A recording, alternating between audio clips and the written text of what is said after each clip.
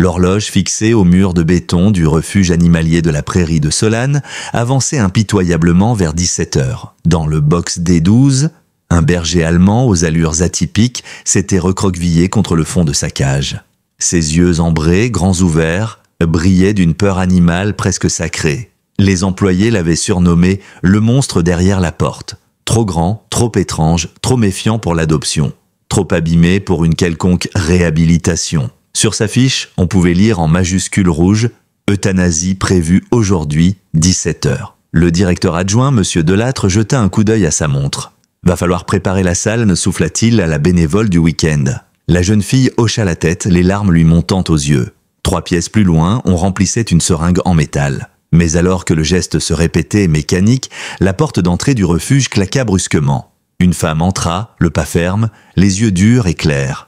Sa chevelure noire tressée, striée d'argent, accrochait la lumière blafarde des néons. « Je viens pour le chien du box des 12, annonça-t-elle d'une voix calme et inébranlable. « Madame, ce chien est sur le point d'être...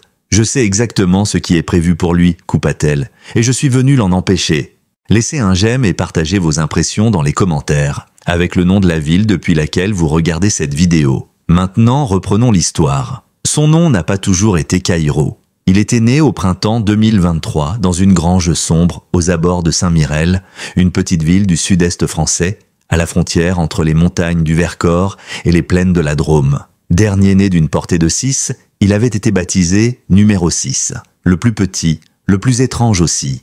Alors que ses frères et sœurs affichaient tous les marquages noirs et feux classiques du berger allemand, lui arborait une fourrure gris argentée, presque métallique, qui s'assombrissait en une ligne noire le long de l'échine. Et ses yeux ambrés, presque fauves, comme s'il était né porteur d'une sagesse trop ancienne pour un chiot de quelques jours. À la tête de l'élevage se trouvait un certain Gérard Belvaux. Dans la région, on disait qu'il dirigeait un élevage sérieux, reconnu même. Depuis 20 ans, il fournissait des chiens au service de gendarmerie, aux douanes, à des familles fortunées qui voulaient de la qualité. Des lignées pures, des tempéraments impeccables, mais ce chiot-là, avec son pelage anormal et ses pattes trop longues, menaçait la réputation méticuleusement bâtie de Belvaux. Caïro n'était pas un accident, il était une erreur de façade. Du côté de celle qui allait changer sa vie, rien n'avait été prémédité. À 44 ans, Léa Durand revenait sur le territoire des Terres Noires après plus d'une décennie passée à photographier le monde entier.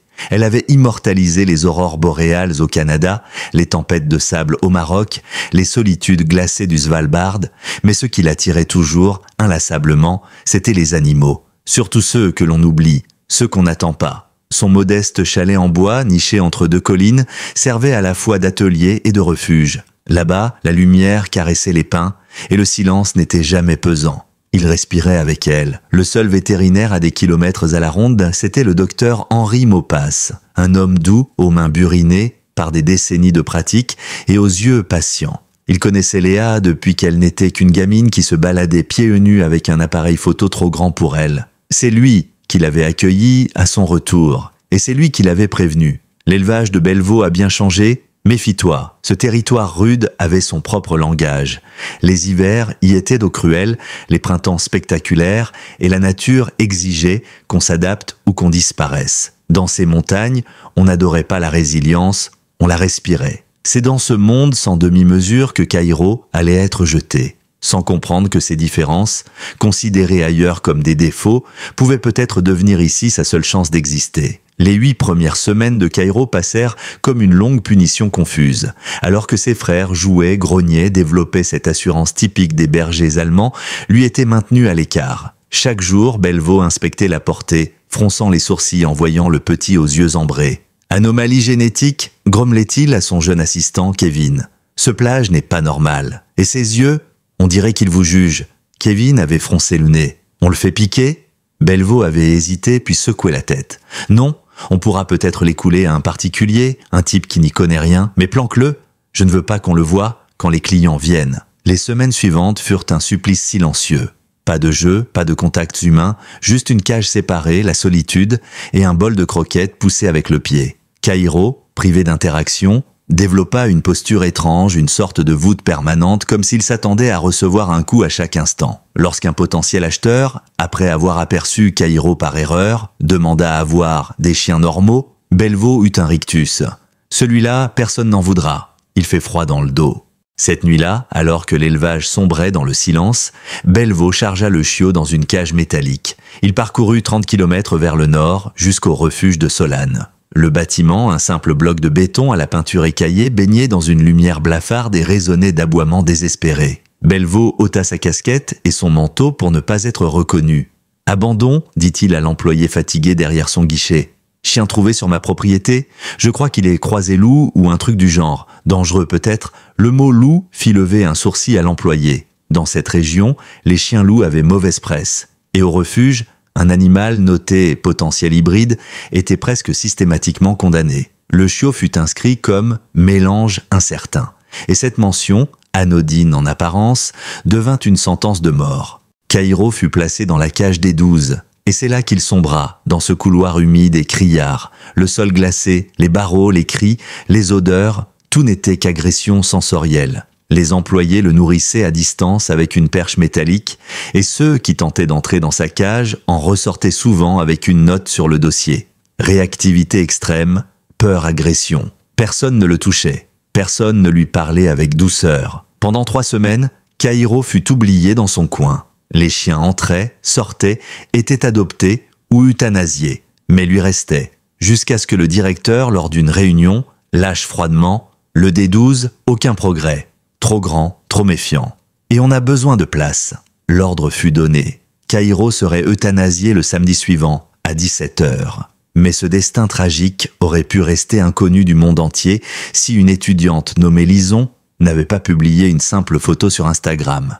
Elle l'avait prise ce soir-là, les joues trempées de larmes. L'image montrait Caïro recroquevillé au fond de sa cage, et la légende disait « Il sera euthanasié demain à 17h, on dit qu'il est trop bizarre, trop différent. Pourtant, c'est souvent ceux-là qui ont le plus à offrir. J'aimerais pouvoir le sauver. Dernière chance ?»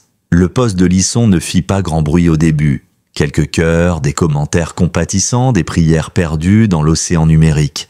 Mais aux alentours de minuit, il atterrit sur le fil d'actualité d'une personne bien particulière.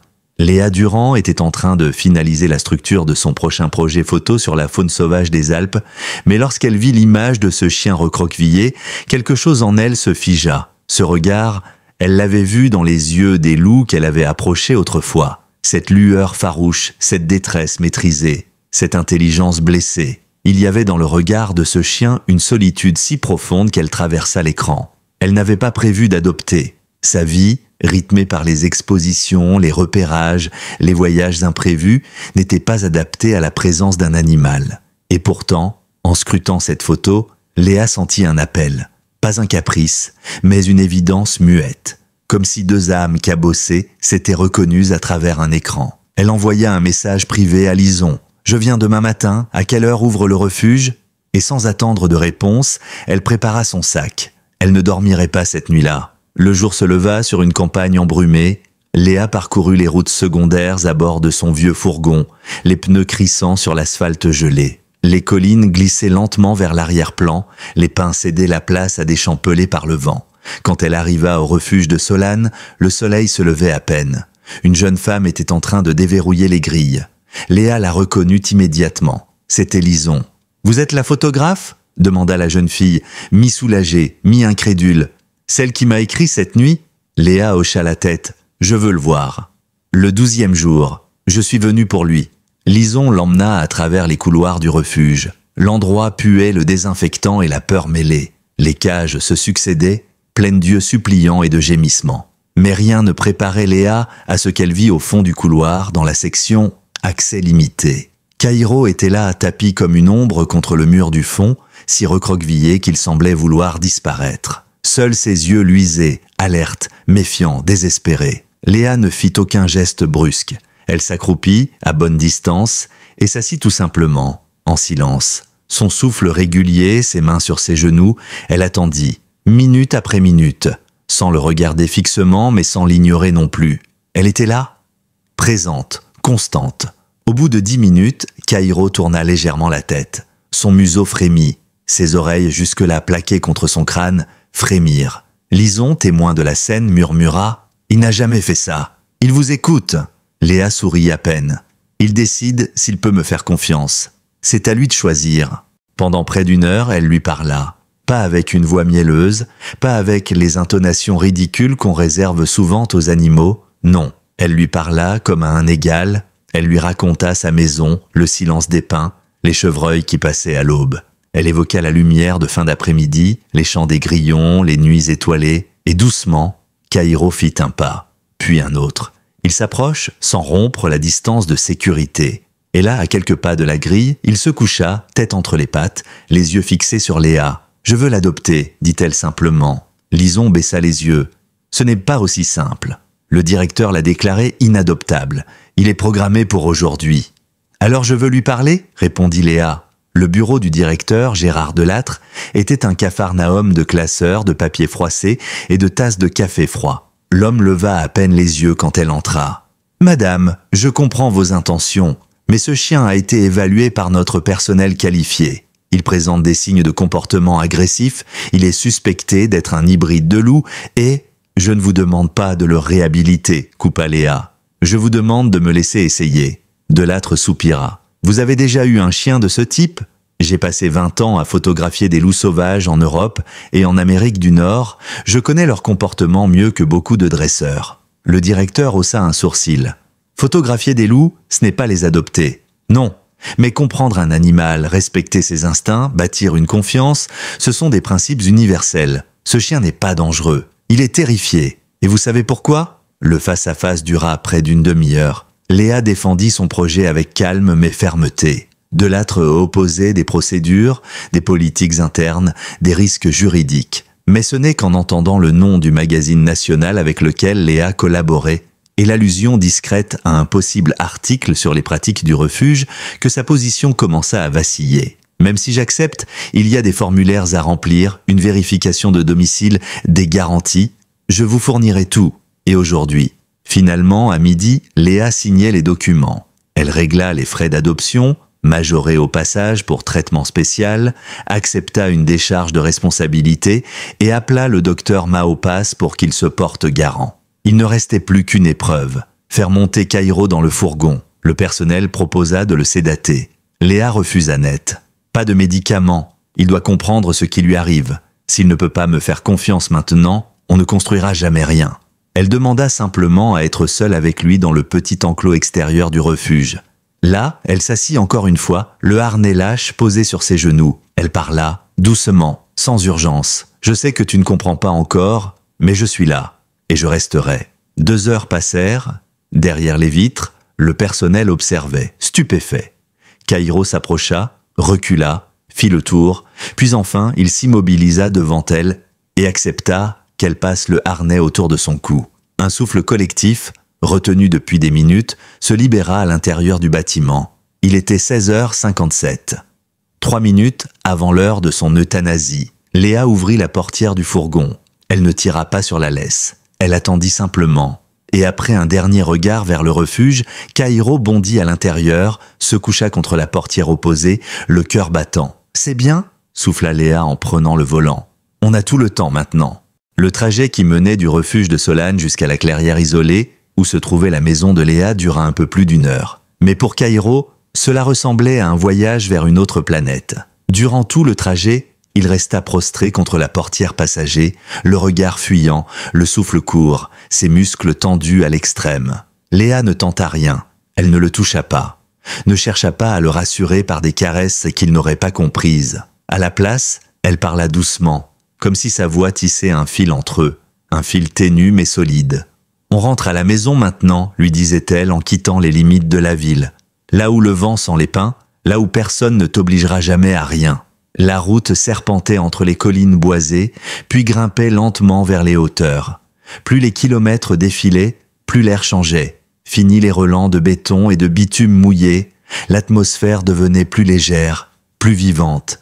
Et Kaïro, imperceptiblement, semblait le ressentir. Son souffle se calma peu à peu. Ses yeux quittèrent la fenêtre pour se poser brièvement sur Léa, puis y retournèrent. La montagne s'ouvrait devant eux, vaste et silencieuse. Lorsqu'ils atteignirent enfin la clairière, le soleil s'inclinait derrière les sommets, dorant la façade du chalet de lumière. La bâtisse était simple. Bardage de bois, un porche avec une vieille balançoire, un petit potager à moitié gelé. Mais dans l'air régnait une paix authentique, celle qu'on ne fabrique pas, celle qu'on construit en restant fidèle à soi-même. Léa coupa le moteur, resta un moment immobile, puis ouvrit lentement la portière du passager. Kaïro ne bougea pas. Il était figé, les yeux agrandis, le souffle coupé. Chaque changement de décor, chaque odeur nouvelle, chaque bruit inconnu était une menace potentielle. Léa fit ce qu'elle savait faire de mieux. Elle attendit. Le froid s'installa. La lumière déclina. L'obscurité avala peu à peu les contours du paysage, mais elle ne céda rien à l'impatience. 3 heures plus tard, alors que la lune commençait à poindre entre les branches, Kaïro fit un mouvement. Il sauta enfin hors du véhicule pour filer aussitôt sous le porche, se glisser dans l'espace entre les fondations et disparaître dans l'ombre. Seules 2 lueurs ambrées brillaient encore dans la nuit. Léa referma la portière avec lenteur. « C'est un début » murmura-t-elle. Les jours suivants posèrent les premières pierres d'un rituel fragile. Chaque matin, elle déposait nourriture et eau à l'entrée du porche. Puis elle s'éloignait sans un mot, laissant Kaïro s'approcher une fois sûre que le calme régnait. Elle n'essayait pas de l'attirer, ne le regardait jamais de face. Son simple rythme, prévisible et bienveillant, devenait sa manière de dire « Tu peux baisser la garde ici ». Le 3e jour, le docteur Maupas monta le sentier menant au chalet, une caisse en bois dans les bras. Il apportait des provisions, croquettes, eau de gamme, couverture épaisse, harnais souple et quelques produits de soins de base. « Alors ?» demanda-t-il en posant sa charge sur le porche. Léa montra du menton l'ombre tapie sous les planches. Toujours là. Il mange, il boit, il m'observe. Le vétérinaire s'agenouilla pour jeter un œil sous le porche. Il fronça les sourcils. Il boite légèrement, regarde. Sa patte avant gauche, je parie sur une vieille fracture mal soignée. Il est très maigre, mais sa fourrure ne montre pas d'infection cutanée. Ses yeux sont clairs. Il est physiquement récupérable. Puis il se redressa, le visage plus grave. Mais le traumatisme émotionnel, ça peut rester à vie. Certains chiens ne reviennent jamais complètement. Léa croisa les bras. Ça tombe bien. J'ai tout le temps qu'il faut. Les semaines passèrent, lentes comme l'hiver. Kaïro agrandit peu à peu son territoire. Il sortait de sous le porche, reniflait les abords de la maison, puis disparaissait au moindre bruit. Il tolérait la présence de Léa, mais pas sa proximité. Lorsqu'elle s'asseyait sur les marches, il l'observait. Lorsqu'elle jardinait, il restait en retrait, tapi entre 2 troncs. Et pourtant, quelque chose changeait, par petites touches. Le jour où il accepta de manger à 3 mètres d'elle fut une victoire silencieuse. Le lendemain, il répondit à son appel d'un léger mouvement d'oreille. Le soir, lorsqu'elle lisait sur le porche, il restait là, allongé non loin, pas pour interagir, juste pour être là, pour partager l'espace, comme 2 solitudes en miroir. « Tu fais des miracles ?» commenta le docteur Maupas lors d'une visite en mars. Il observe Kaïro, allongé sur le tapis de mousse, les yeux mi-clos. La plupart des gens auraient abandonné. Léa secoua la tête. « Ce n'est pas un projet, c'est une rencontre. » Le tournant décisif se produisit en avril, à l'aube d'un printemps encore timide. Les neiges avaient fondu, révélant un sol spongieux et des sentiers détrempés. Ce matin-là, Léa ouvrit la porte comme à son habitude. Mais Kaïro ne l'attendait pas sous le porche. Il était assis sur les marches, droit, alerte, le regard tourné vers la forêt. Il se retourna lentement vers elle, puis fixa l'étendue blanche encore présente sur la crête. « Ce n'est que de la neige !» lui souffla Léa, adossée à l'encadrement de la porte. Il descendit une marche, puis une autre. Il posa une patte dans la neige, recula, puis tenta à nouveau. Et soudain, il bondit. Un éclat de pure joie, une explosion de mouvement et de lumière. Il creusa, sauta, roula, le museau couvert de poudre. Léa en eut les larmes aux yeux. Et puis, miracle des miracles, il se tourna vers elle et aboya, pas un grognement, pas une plainte, un appel, un jeu, une invitation. Ce jour-là, quelque chose se brisa entre eux. Ou plutôt, quelque chose s'ouvrit, une confiance naissante. Un fil de soie tendu entre 2 mondes. À Noël, Kaïro dormait dans la maison, toujours sur son coussin près de la porte. Mais dedans, présent, intégré. En janvier, il accepta les premières caresses. Brèves, fragiles, mais réelles. Et chaque fois qu'il reculait, il revenait plus vite. L'hiver avançait. Léa, plongée dans son nouveau projet, passait des heures dans son studio à trier ses clichés. Kaïro, désormais à l'aise, s'installait près de la baie vitrée. Il observait le vent dans les branches, les oiseaux qui se posaient sur le garde-corps. De temps à autre, Il venait poser son museau sur la cuisse de Léa. Un rappel silencieux, une demande de pause. « Tu me forces à respirer, hein ?» lui disait-elle en souriant. « Malin, va !» Un jour, elle prit son appareil et le photographia, non plus comme un sujet d'étude, mais comme un compagnon de lumière. Caïro dans la neige, Caïro traçant la piste d'un renard, Caïro immobile sous un rayon de soleil d'hiver. Ces images, elle les posta pour la première fois sur son compte professionnel. Pas pour provoquer, juste pour partager. Et le monde réagit aussitôt. Les réactions furent immédiates. En quelques heures, les photos de Caïro récoltèrent des milliers de mentions, de commentaires et de partages. Ce chien au regard d'ambre, au pelage de cendre et à l'allure noble fascine les internautes. Mais au-delà de son apparence, c'était son histoire, ou plutôt ce qu'elle laissait deviner, qui captiva les cœurs. Léa, fidèle à sa discrétion, ne donna pas de détails, seulement quelques mots en légende. Caïro, sauvé de l'oubli, en reconstruction. Les messages affluèrent. Des inconnus lui écrivaient pour lui dire que ce chien leur rappelait le leur ou eux-mêmes. Certains parlaient de traumatisme, de seconde chance, de ce que cela signifiait de renaître après l'abandon. Caïro devenait, sans que Léa ne l'ait cherché, un symbole, une présence silencieuse qui murmurait au monde que la blessure n'est jamais la fin. Le docteur Maupas lui fit remarquer, lors d'une visite, à quel point son conte était devenu populaire. « Tu touches quelque chose d'universel avec lui », dit-il en auscultant Caïro, qui se laissait désormais manipuler sans broncher. Les gens aiment les récits de rédemption, mais celui-ci, il est vrai. Léa hocha la tête, les yeux fixés sur la silhouette calme de Caïro, allongée près de la cheminée. Ce n'est pas une histoire de rédemption, Henri, c'est une histoire de reconnaissance. Au fil des semaines, Léa remarqua que Caïro semblait ressentir les émotions des visiteurs. Lorsqu'un conservateur d'un musée passa par curiosité, et avec un soupçon de condescendance, Caïro resta distant, presque froid. À l'inverse, lorsqu'un jeune photographe, timide et sincère, vint lui demander conseil, Caïro s'approcha doucement, posa sa tête contre sa jambe. Il avait ce don étrange, cette manière de lire les âmes. Mais c'est avec les enfants que le miracle devint évident. Un jour de mai, Léa organisa une visite pour un petit groupe d'élèves d'une école rurale voisine. Ils venaient découvrir la photographie animalière accompagnée de leur institutrice.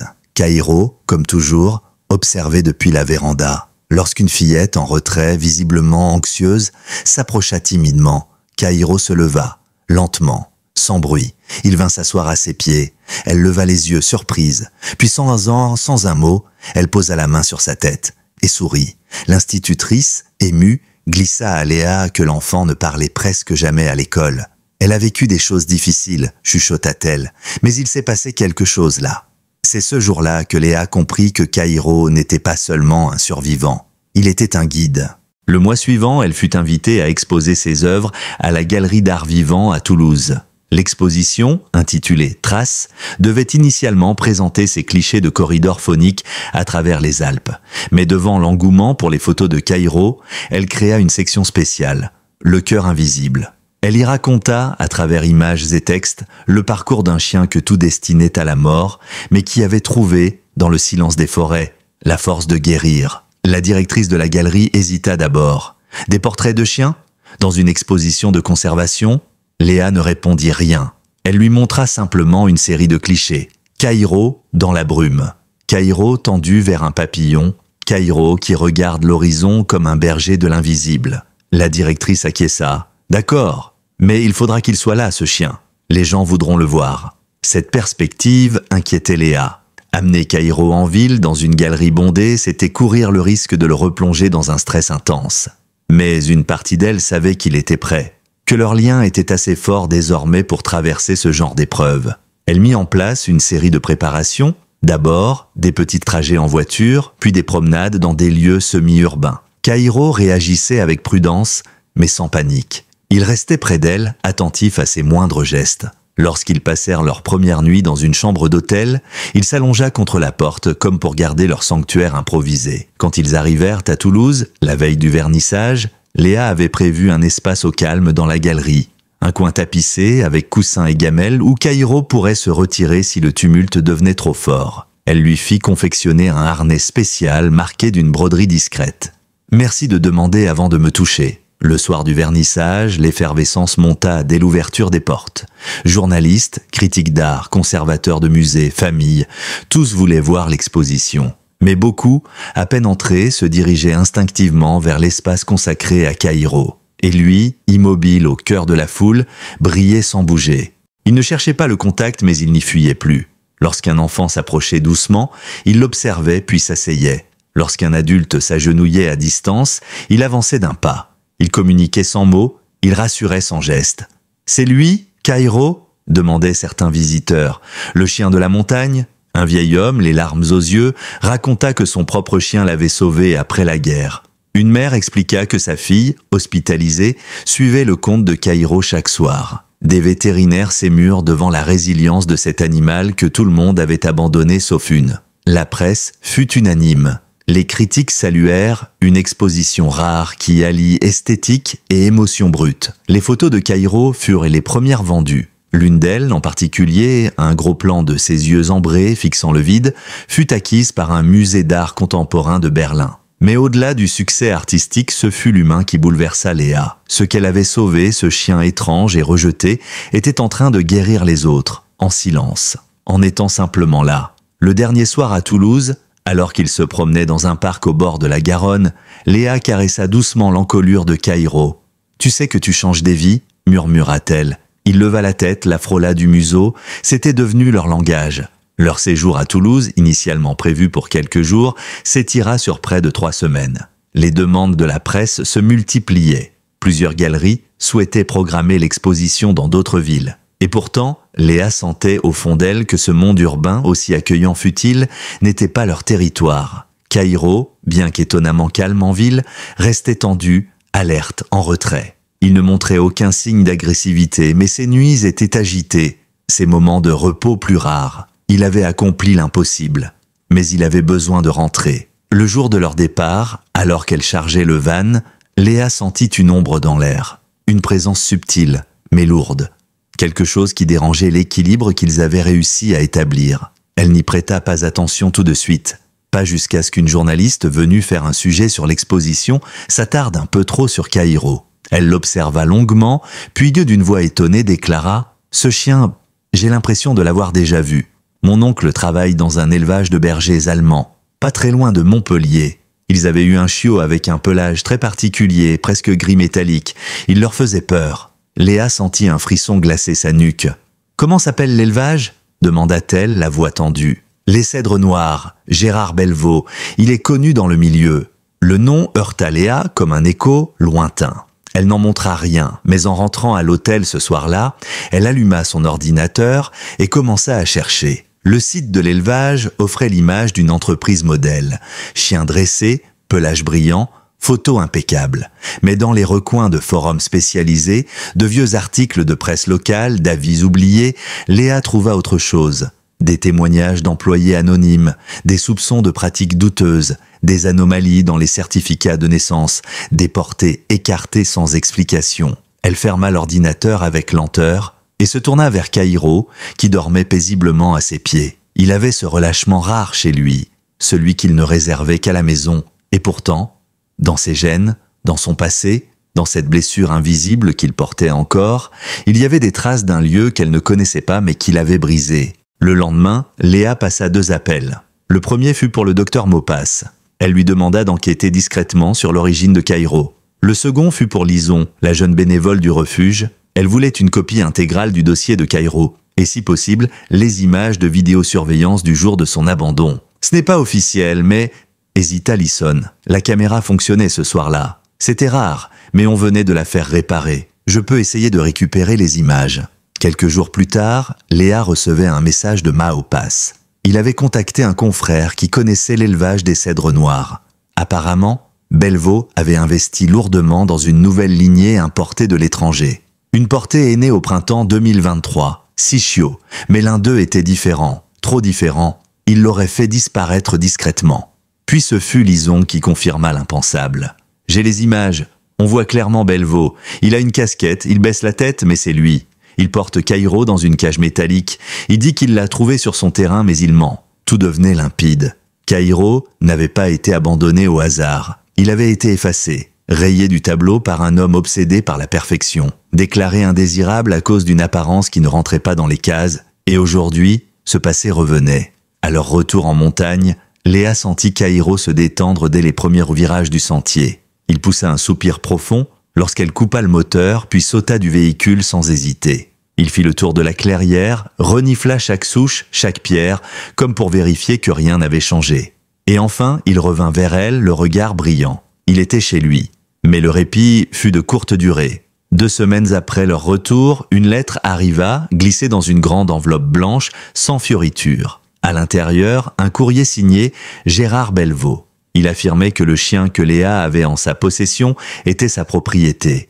Un chien de grande valeur génétique, un spécimen rare, perdu et recherché. Il exigeait le retour immédiat de l'animal. Léa resta un long moment sans bouger, la lettre dans les mains. Kaïro vint s'asseoir près d'elle, posé, solide, comme s'il sentait ce que cela signifiait. Elle appela immédiatement le docteur Maupas qui l'a mis en contact avec une avocate spécialisée, Me Sarah Barjac, experte en droit animalier. « Je connais le dossier Belvaux », dit Sarah d'un ton sec, lors de leur premier rendez-vous. « Ce type est puissant. Il vend à la gendarmerie à des unités cynophiles.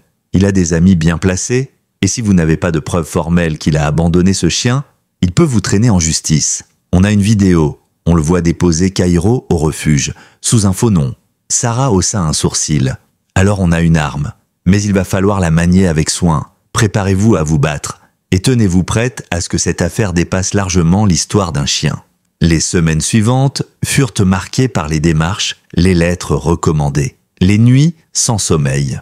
Kaïro, qui avait si longtemps fui l'agitation, pressentait la tension. Il ne quittait plus Léa d'une semelle, dormait plus près encore de la porte, guettait la moindre présence au loin. Il savait. Un jour, un SUV noir se gara au bout du sentier. Il resta là 1 heure, moteur coupé, vitres teintées, puis repartit sans un bruit. Léa serra les poings. « On ne te reprendra pas », dit-elle à Kaïro. « Pas après tout ce qu'on a traversé. » Septembre approchait, et avec lui la première audience du tribunal administratif de Clermont-sur-Rhône, où Belvaux avait déposé une requête officielle pour restitution de biens perdus à haute valeur génétique. Le terme glaça Léa lorsqu'elle le lut. Kaïro, réduit à une propriété, un objet, un produit. Me Sarah Barjac prépara le dossier avec une précision chirurgicale. Elle réunit les documents d'adoption du refuge, les certificats vétérinaires, les évaluations comportementales, les photos des premiers jours de Kaïro. Mais surtout, elle obtint les images de vidéosurveillance. La séquence était sans équivoque. On y voyait Gérard Belvaux, dissimulé sous une casquette, traîner la cage de transport jusqu'à l'accueil du refuge, marmonner un mensonge sur un prétendu chien errant, puis signer sous une fausse identité. « Avec ça, on a une vraie chance », affirma Sarah. « Mais il faut s'attendre à ce qu'il contre-attaque. Ce n'est pas un homme qui supporte de perdre. » Et en effet, Belvaux ne resta pas passif. À peine 1 semaine avant l'audience, il proposa un accord à l'amiable. En échange de l'abandon des poursuites, il réclamerait seulement les droits d'image de Kaïro. Il voulait pouvoir l'utiliser dans sa communication, faire croire qu'il l'avait volontairement confié à une photographe pour lui offrir une meilleure vie. L'ultime insulte. Il veut faire passer son geste d'abandon pour un acte de générosité calculé, gronda Sarah, furieuse. Il veut réécrire l'histoire. Léa ne répondit que par 2 mots. Jamais ça. Le jour de l'audience, un vent froid descendait des hauteurs. Kaïro, portant son harnais marqué « Animal de soutien émotionnel », restait sagement couché près de Léa dans la salle d'audience, autorisé par le juge à assister au débat vu la nature exceptionnelle du cas. La salle était comble. Des associations de défense animale, des journalistes, des familles, avec leurs chiens adoptés, étaient venus montrer leur soutien. Certains portaient des badges, justice pour Kaïro, d'autres arboraient des pancartes silencieuses où l'on lisait « Il n'est pas un produit » ou « Ce chien n'est pas un certificat ». À la barre, Belvaux joua son rôle à la perfection. Costume sur mesure, voix calme, argumentaire huilé. Il parlait de génétique, de sélection, de lignées précieuses. Il prétendit avoir été trompé par un employé, avoir perdu la trace d'un chiot exceptionnel par erreur. Mais quand Sarah Barjac diffusa la vidéo, l'air changea dans la salle. Les visages se durcirent. L'ambiance devint électrique. L'homme sur l'écran n'était pas un éleveur préoccupé, mais un manipulateur discret, abandonnant froidement une vie qu'il jugeait inutile. Puis ce fut au tour de Léa de témoigner. Elle parla de leur rencontre, de la peur viscérale de Caïro, de ces mois sous le porche, du silence qu'il fallait respecter, de cette lente reconquête du lien. Elle raconta aussi l'exposition, les enfants apaisés, les vétérinaires bouleversés. Et elle conclut simplement, ce chien a une âme, et il a choisi de rester avec moi. Caïro, comme s'il avait compris, se leva doucement. Il vint poser sa tête contre le genou de Léa. L'émotion dans la salle était palpable. Certains retinrent leur souffle. Le juge baissa brièvement les yeux. À la sortie, des caméras attendaient. Les médias s'étaient emparés de l'affaire. La journaliste locale de la Montagne Libre lança « Léa, pensez-vous que la justice reconnaîtra le lien qui vous unit à Caïro ?» Elle répondit sans détour « La vraie justice, c'est lui qui l'incarne, pas moi. » 2 jours plus tard, le verdict tomba. Le juge conclut que Belvaux avait abandonné volontairement l'animal, rompant de fait tout droit de propriété. Le tribunal reconnut Caïro comme appartenant légalement à Léa Durand. Mieux encore, une enquête fut ouverte sur les pratiques de l'élevage des cèdres noirs, avec saisie temporaire de plusieurs portées. La nouvelle fit le tour des médias nationaux. Des tribunes furent publiées sur le droit des animaux, sur la notion de bien-être, sur le statut juridique des êtres sensibles. Léa, prise dans cette tempête médiatique qu'elle n'avait pas choisie, reçut des milliers de messages. Et au milieu de tout ça, un courrier inattendu, une lettre manuscrite sobrement signée « Adrien Belvaux, le fils du célèbre éleveur. Madame Durand, je suis l'homme qui a porté Caïro dans cette cage. C'était il y a plus d'1 an. Je travaillais alors pour mon père, sans avoir le courage de lui tenir tête. Ce jour-là, j'ai vu dans les yeux de ce chiot une lumière qu'on avait toujours étouffée dans notre élevage. J'ai désobéi. Je l'ai discrètement inscrit au refuge au lieu de l'amener dans un centre vétérinaire sans retour. Ce don d'animal, je ne l'ai jamais regretté. Et aujourd'hui, savoir qu'il vit, qu'il guérit les autres, me donne enfin le sentiment d'avoir accompli quelque chose de juste. Merci. Adrien. Léa resta longtemps devant la lettre. Puis elle appela Sarah et lui lut le texte. C'est lui l'auteur du don anonyme, murmura-t-elle. C'est lui, la première fissure dans la façade Belvaux. L'automne s'installait doucement sur les hauteurs. Les arbres viraient alors, les matinées se chargeaient de brume, et les sentiers autour du chalet crépitaient sous les feuilles mortes. Caïro, plus serein que jamais, passait ses journées à explorer la lisière de la forêt, les oreilles tendues, le regard vif.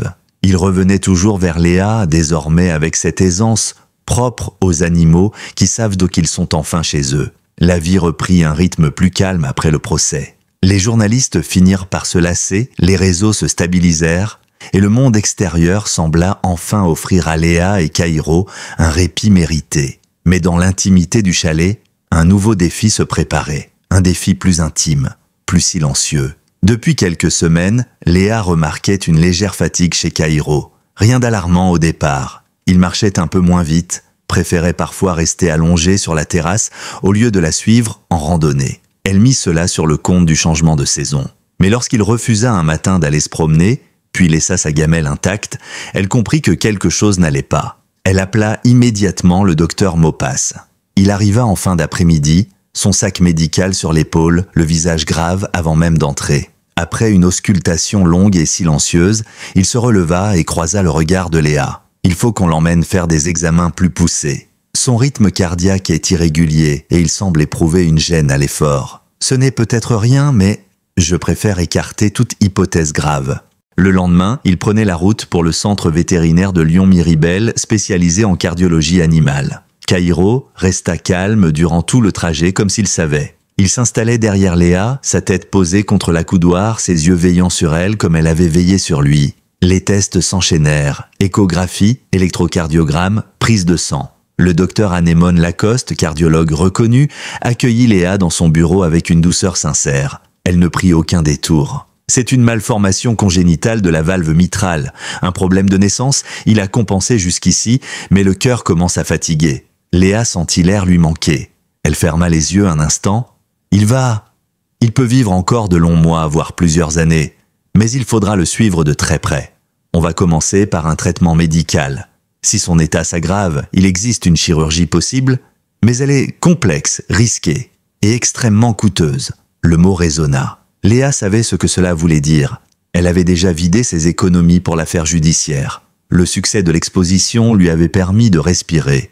Mais elle n'avait pas de quoi financer une opération à plus de 30 000 €. Faites tout ce qu'il faut pour le stabiliser, dit-elle, la voix ferme malgré l'angoisse. Pour le reste, je trouverai. De retour au chalet, elle installa un coin spécial pour Kaïro près du poêle. Il dormait plus, se levait moins, mais lorsqu'il croisait son regard, il y avait encore cette lumière, cette flamme indomptable. Les jours suivants, elle refusa plusieurs propositions d'exposition à l'étranger. Elle voulait rester près de lui. Chaque moment devenait précieux, chaque respiration, une victoire. Les nouvelles finirent par se répandre. Sur son compte, Léa publia un message simple, sans pathos.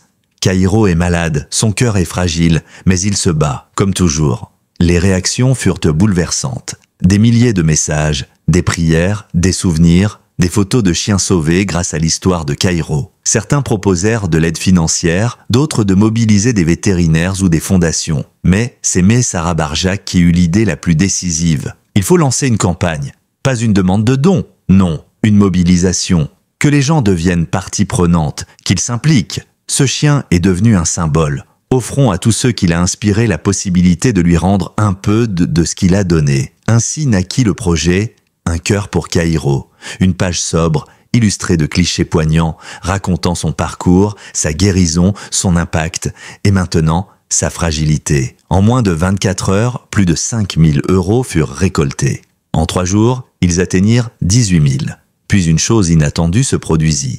Un don anonyme de 25 000 € fut effectué. Sans signature, juste un message pour réparer ce que j'ai laissé briser. Abbé, Léa sut immédiatement. Adrien Belvaux, le fils du bourreau devenu sauveur. Elle pleura ce soir-là, longuement. Pas de chagrin, de soulagement, d'espoir. La chirurgie fut programmée pour le mois suivant.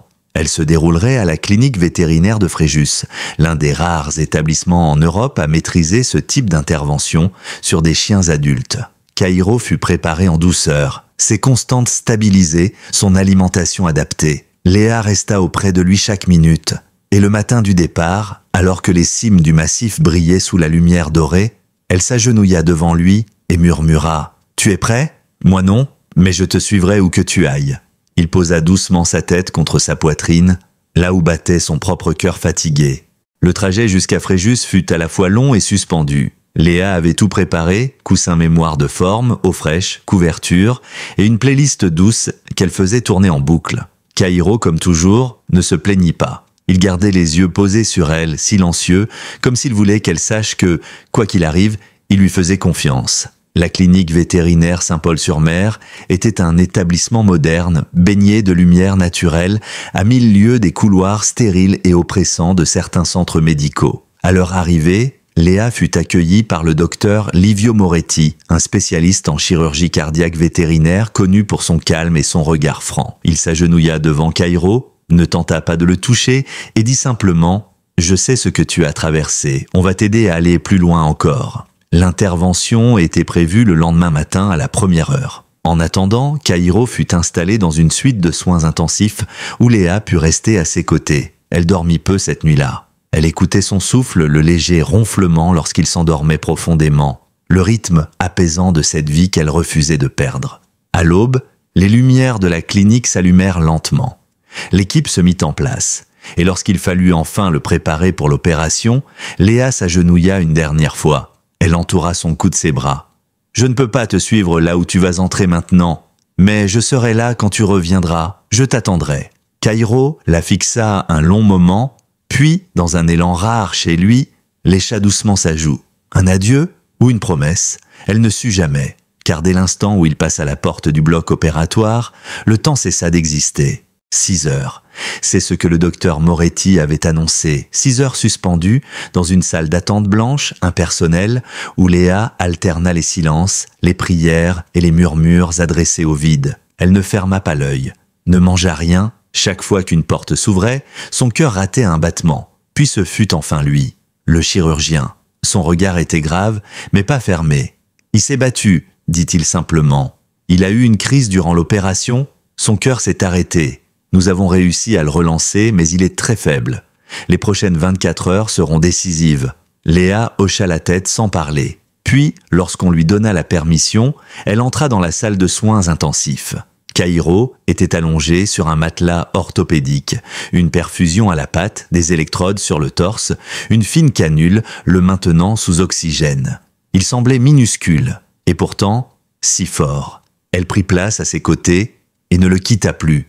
1, 2, 3 nuits passèrent. Les vétérinaires venaient, vérifier les constantes, changer les pansements. Léa restait, parlant à voix basse, racontant des souvenirs, décrivant la forêt, les oiseaux, la neige qui recommençait à tomber sur les hauteurs, et un matin, il ouvrit les yeux, lent, flou, mais présent. Elle éclata en larmes, murmura son nom, et Caïro, dans un effort infime mais colossal, bougea sa patte arrière, effleurant la sienne. « Tu es revenu, mon cœur », souffla-t-elle. À partir de ce jour, la guérison commença.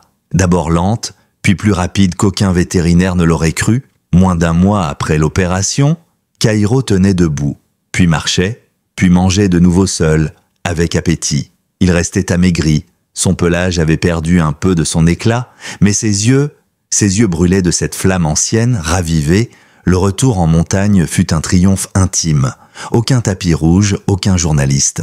Juste la forêt, le silence, la neige fondue sur les pierres, et Caïro, franchissant le seuil du chalet, s'allongeant à sa place habituelle près du poêle, comme s'il n'était jamais parti. Léa reprit son travail, mais différemment. Elle se mit à photographier non plus les grands espaces, mais les instants, les regards, les gestes minuscules. Caïro devint le cœur battant de ses projets. Il posait avec patience, avec cette grâce naturelle, ce regard qui semblait toujours vous lire de l'intérieur. Un mois plus tard, Léa créa la Fondation Cœur Sauvage, dédiée aux animaux abandonnés avec des pathologies graves. Grâce au soutien d'anciens donateurs, à l'aide précieuse d'Adrien Belvaux, qui avait définitivement rompu avec l'élevage familial, et à l'élan populaire né de l'histoire de Caïro, la Fondation put financer ses premières interventions. Des chiens jugés inguérissables furent soignés. Des refuges surpeuplés reçurent des soutiens. Des lois commencèrent à être discutées. Et Caïro, il devenait bien plus qu'un symbole. Un après-midi de printemps, lors d'une visite dans un hôpital pédiatrique de Chambéry, il croisa le chemin d'un enfant en attente de greffe. L'enfant ne parlait plus depuis des mois. Lorsqu'il vit Caïro, il tendit la main et dit simplement « Lui, il comprend ». Depuis ce jour, Caïro accompagna Léa dans toutes ses visites en centre de soins. Il s'asseyait à côté des enfants, des anciens, des patients en fin de vie. Il ne faisait rien d'extraordinaire. Il était juste là, entier, présent. Et c'était suffisant. Son regard, ses cicatrices, son silence devenaient des remèdes que la médecine ne pouvait pas prescrire. Le temps passa, mais Caïro restait fidèle à lui-même. Il vieillissait, bien sûr, mais avec une dignité rare. Son pas s'était ralenti, sa respiration parfois plus lourde après les efforts, mais il rayonnait d'une sérénité presque mystique. Chaque ride dans son regard semblait contenir un monde, chaque battement de cœur une leçon. Léa, quant à elle, s'épanouissait différemment. Les expositions prestigieuses, les interviews, les propositions de collaboration internationale, tout cela avait un goût plus lointain désormais. Ce qu'elle construisait avec la Fondation Cœur Sauvage, ce lien silencieux qu'elle partageait avec Caïro, avait plus de valeur que tous les trophées. Ils avaient trouvé un nouveau rythme. Le matin, ils se promenaient dans la forêt. L'après-midi, Léa travaillait dans son atelier pendant que Caïro dormait à ses pieds. Parfois, il se levait, s'approchait, posait sa tête contre sa cuisse, comme pour dire « C'est bon, tu peux faire une pause ». Et elle obéissait. Mais un jour de juin, Léa reçut une lettre inattendue. Elle venait du ministère de la Transition écologique. On l'invitait à recevoir une distinction honorifique pour son engagement dans la protection animale et la sensibilisation aux droits des êtres vivants. La cérémonie devait se tenir à l'Assemblée nationale. On lui proposait même de prononcer un discours. Léa hésita longtemps. Monter à Paris, revenir dans cet univers formel, bruyant, codifié, mais en même temps, Caïro avait ouvert une brèche dans le silence. Il avait permis à des lois d'être repensées, à des vies d'être sauvées. Ne pas répondre à cet appel serait comme le trahir. Elle accepta. Caïro, bien sûr, l'accompagnerait. Le voyage fut organisé avec une précision militaire, train en cabine privatisé, hôtel discret avec jardin clos, programme aménagé selon son rythme. À leur arrivée à Paris, les rues semblaient vibrer d'une énergie nerveuse. Caïro, un peu désorienté, resta proche de Léa, mais il ne montra aucun signe de panique. Il avançait, la tête haute, le regard alerte. La cérémonie eut lieu dans une salle au plafond doré, aux portraits officiels, aux discours bien huilés. Quand le nom de Léa fut prononcé, elle monta sur l'estrade, Caïro marchant calmement à ses côtés. Un murmure parcourut la salle. Il portait un simple harnais noir orné d'un petit ruban tricolore. Léa ne lut aucun discours préparé. Elle parla avec son cœur. Elle parla du silence des chiens abandonnés, de ceux qu'on n'entend pas, de Caïro qu'on avait condamné pour une couleur de pelage, pour une peur qu'on n'avait pas voulu comprendre. Elle parla de résilience, de patience et de cette phrase qu'elle répétait souvent « Ce n'est pas moi qui l'ai sauvé, c'est lui qui m'a appris à voir ». À la fin, la salle se leva. Certains essuyèrent des larmes, d'autres vinrent toucher la tête de Caïro respectueusement. Mais lui restait impassible, comme s'il savait que ce moment n'était pas pour lui, mais pour tous les autres. Le soir même, une photo fit le tour des réseaux. Léa debout dans la lumière dorée, et à ses pieds, Caïro, assis, calme, le regard fixé sur elle. Une image de loyauté, d'union, de victoire douce.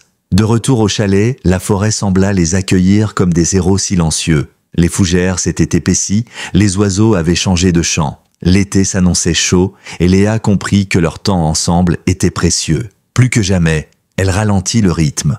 Moins de rendez-vous, plus de moments simples. Elle passait des heures à l'observer, à capturer des détails. L'inclinaison de ses oreilles lorsqu'un cerf passait au loin, la façon dont il levait la tête vers les étoiles, comme s'il les reconnaissait. Un matin, alors qu'il revenait d'une balade, elle le vit s'arrêter. Il regardait le lointain, immobile. Puis d'un pas lent, il alla s'asseoir au bord du chemin. Elle le rejoignit.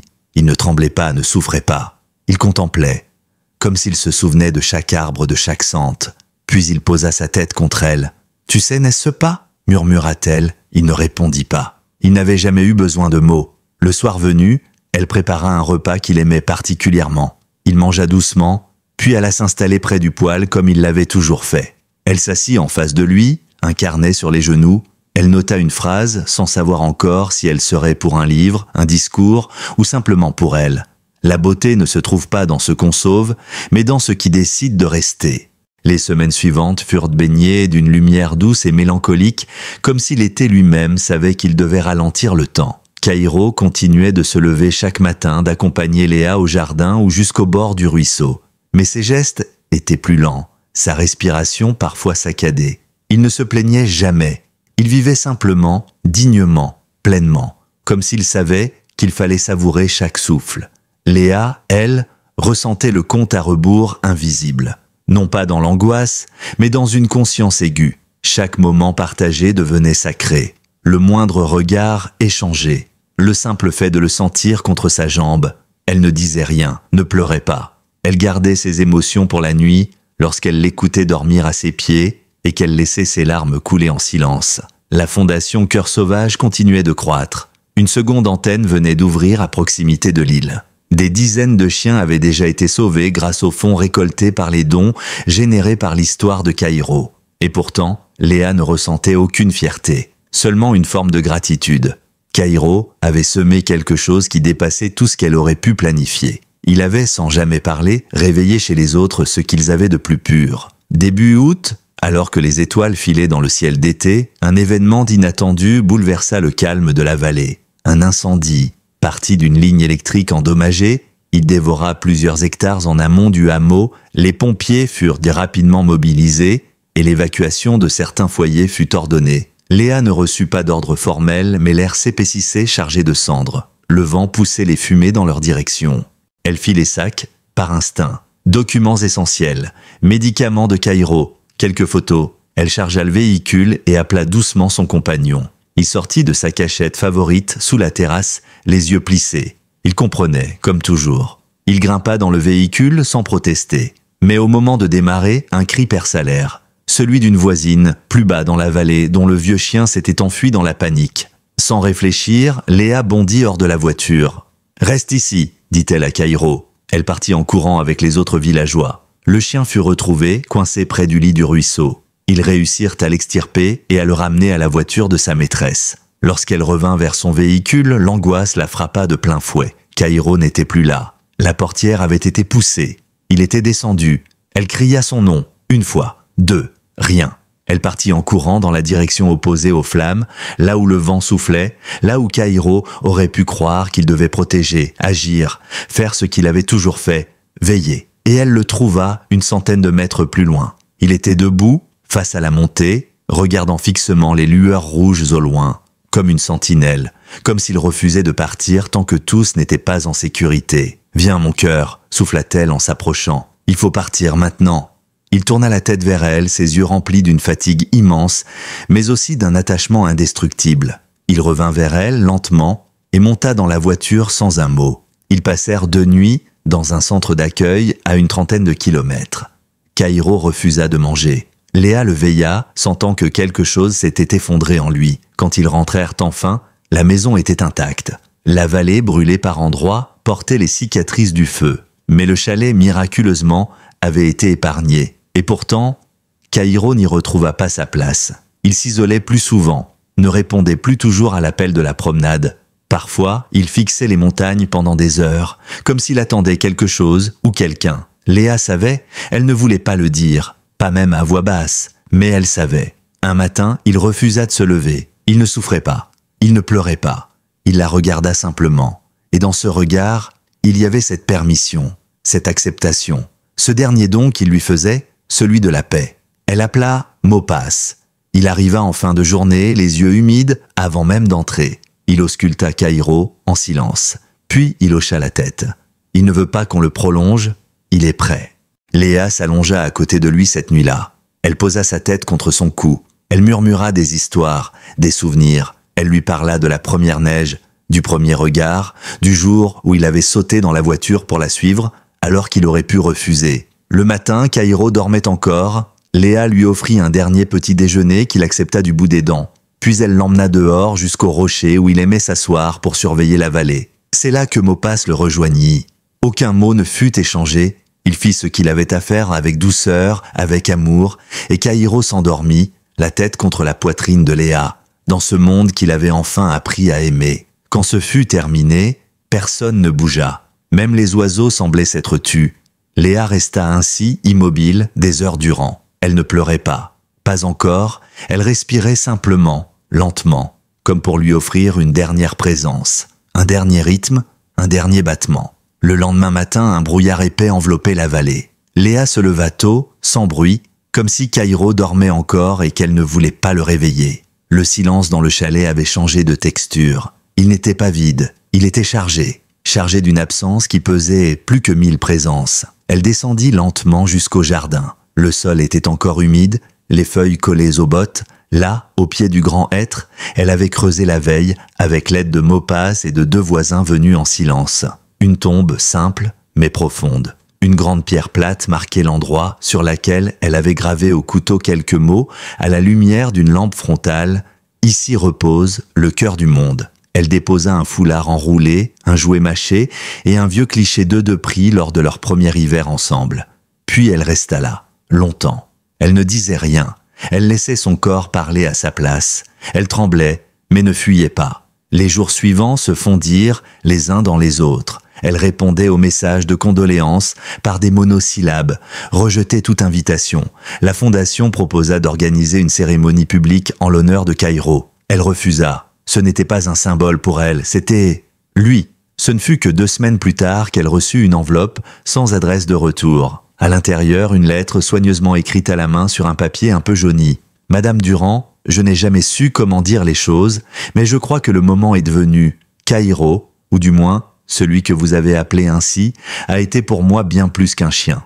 Il a été la possibilité d'un pardon. Je suis né dans la honte d'un héritage, dans la peur d'un nom. J'ai trahi mon père le jour où je vous l'ai confié. Mais j'ai aussi, pour la première fois, été fidèle à moi-même. Je l'ai vu dans vos yeux. Il n'était plus l'erreur qu'on voulait l'effacer. Il était devenu une lumière, une réponse. Merci de lui avoir donné ce que personne d'autre n'aurait vu. Merci de lui avoir offert une fin qui ressemble à un début.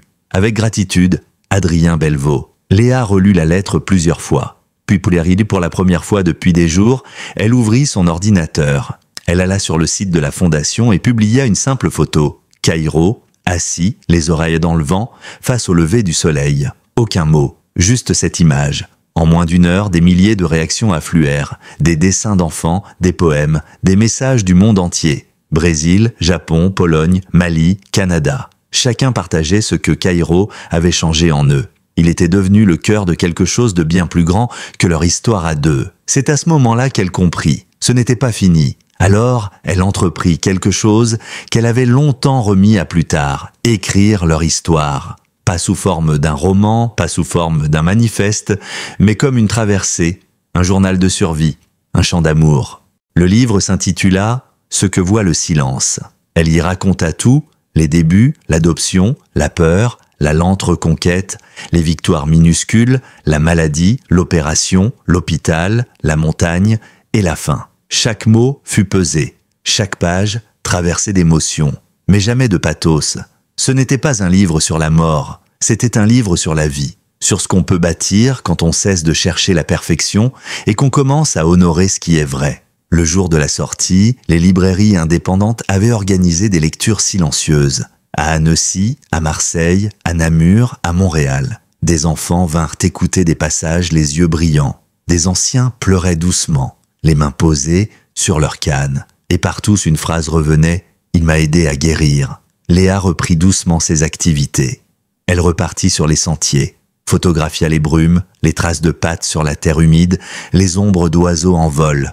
Elle accueillait désormais des chiens en fin de vie, ce que personne ne voulait. Elle ne cherchait pas à les transformer, elle les laissait être, elle leur racontait des histoires. Et parfois, la nuit, elle sentait une présence familière près de la porte. Pas une illusion, pas une invention, une fidélité qui défie le temps. La fondation, quant à elle, se transforma. Ce n'était plus seulement un refuge, c'était devenu un lieu de passage, un sanctuaire, un pont. On y recevait des enfants gravement malades, des personnes âgées, des vétérans, des artistes en crise. Tous venaient chercher quelque chose et tous repartaient un peu changés. Le rocher où Caïro avait été enterré devint un lieu de pèlerinage discret. Léa ne l'annonçait jamais, mais ceux qui devaient le trouvaient. Ils s'asseyaient, restaient là, écoutaient le silence, et parfois repartaient avec une décision, une direction. Un jour, une jeune femme la contacta. Elle avait lu le livre. Elle souffrait de dépression sévère. Elle n'avait pas parlé depuis 2 ans.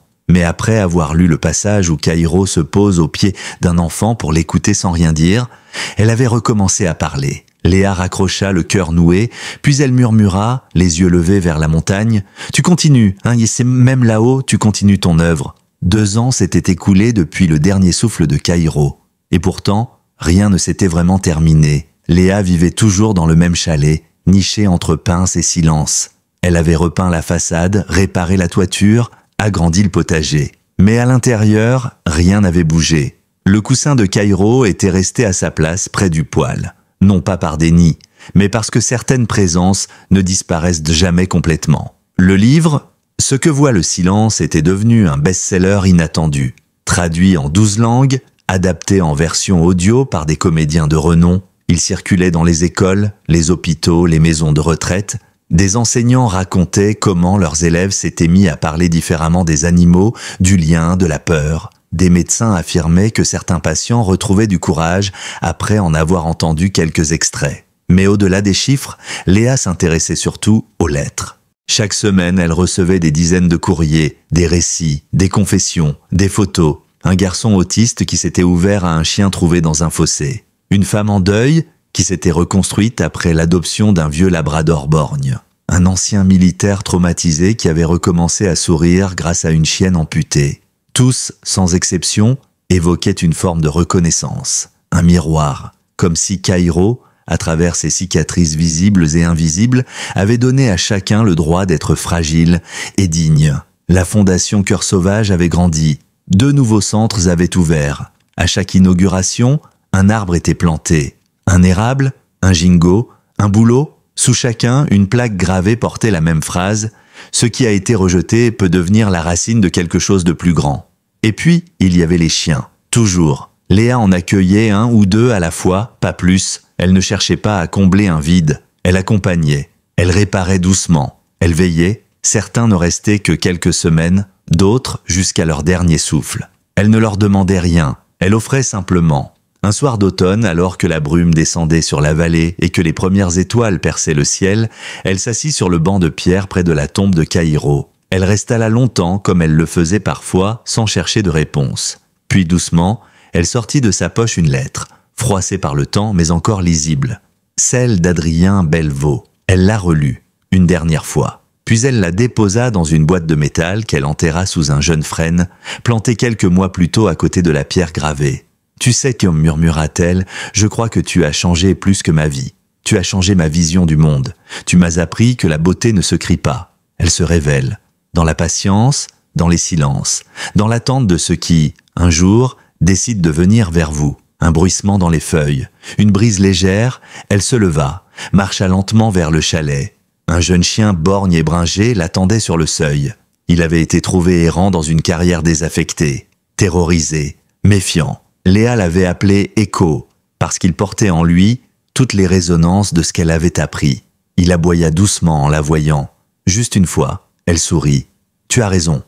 Il est temps de rentrer. » Et dans le ciel, à ce moment précis, une étoile filante traça une ligne claire. Certains auraient dit que c'était le hasard, d'autres un signe. Mais pour Léa, c'était simplement Caïro, fidèle à sa promesse, présent dans chaque souffle du vent, dans chaque silence habité, dans chaque animal que la société avait mis de côté et qui, grâce à lui, trouvait enfin un chemin vers la lumière. Et ainsi, l'histoire ne s'acheva pas. Elle devint un murmure, un feu discret, une fidélité, une transmission, un cœur vivant qui battait au rythme des êtres qu'on choisit de voir, quand plus personne ne les regarde. Laissez un like et partagez vos impressions en commentaire, ainsi que la ville depuis laquelle vous regardez. Merci d'avoir écouté l'histoire de Caïro. Abonnez-vous pour d'autres récits bouleversants, pleins d'espoir, d'amour et de seconde chance.